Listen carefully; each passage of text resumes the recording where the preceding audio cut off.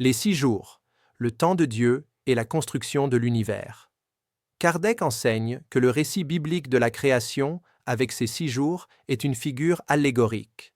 Dans le langage symbolique des anciens, le jour ne représentait pas la rotation de la Terre sur elle-même, mais une période de transformation cosmique, une phase de l'œuvre divine qui, par sa grandeur, ne peut être mesurée par le temps humain. Les 6 jours sont donc 6 grandes étapes de l'évolution universelle, que la science moderne confirme par l'observation des ères géologiques et de l'histoire du cosmos. Au premier jour, la lumière est séparée des ténèbres, symbole du début de l'ordre universel. La cosmologie moderne appelle ce moment le Big Bang, l'expansion primordiale qui a donné naissance à l'espace, au temps et à la matière. La lumière, premier signe d'énergie organisée, a marqué la naissance de l'univers physique. Kardec interprète cette phase comme la manifestation de la pensée divine, organisant le chaos originel du fluide cosmique en système régi par des lois harmoniques.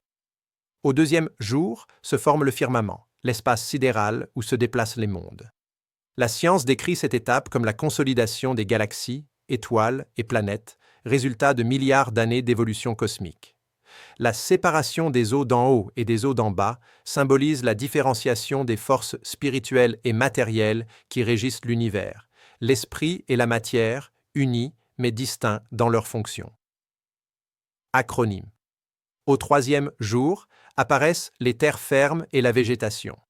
Acronyme. La géologie montre que la Terre a traversé de longues périodes de refroidissement, de solidification et de transformation jusqu'à l'émergence de la croûte terrestre et des premières formes de vie végétale. Acronyme. La vie jaillit et avec elle commence la grande symphonie biologique. Acronyme. Kardec voit à ce moment l'action du principe vital sous la direction de l'esprit divin, animant la matière et organisant les espèces selon les lois naturelles. Dans le jour quaternaire, apparaissent le soleil, la lune et les étoiles, non comme de nouvelles créations, mais comme des perceptions conscientes de l'homme en développement. Du point de vue spirituel, ce jour représente l'éveil de la raison humaine à la contemplation du cosmos. L'astrophysique moderne confirme que les astres existaient bien avant l'homme, mais le symbolisme indique le moment où la conscience commence à comprendre l'ordre céleste et la présence divine en chaque astre. Dans le 5e jour apparaissent les êtres aquatiques et les premiers animaux ailés. La biologie identifie ici l'explosion cambrienne, une période où la vie marine s'est rapidement diversifiée, donnant naissance à des formes complexes qui, plus tard, se sont étendues à l'air et à la terre. Ce jour symbolise l'abondance de la vie et l'avancement de l'intelligence instinctive, préparant le chemin à la conscience morale.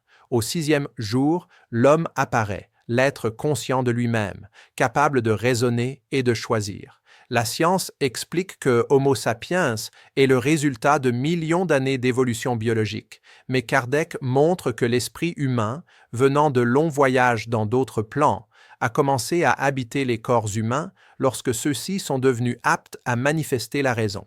Le 6e jour représente donc la rencontre de la matière avec la conscience, l'union de l'esprit avec le corps. Le 7e jour, le repos de Dieu, n'est pas l'inactivité, mais l'équilibre. C'est l'état d'harmonie dans lequel les lois universelles fonctionnent en plénitude.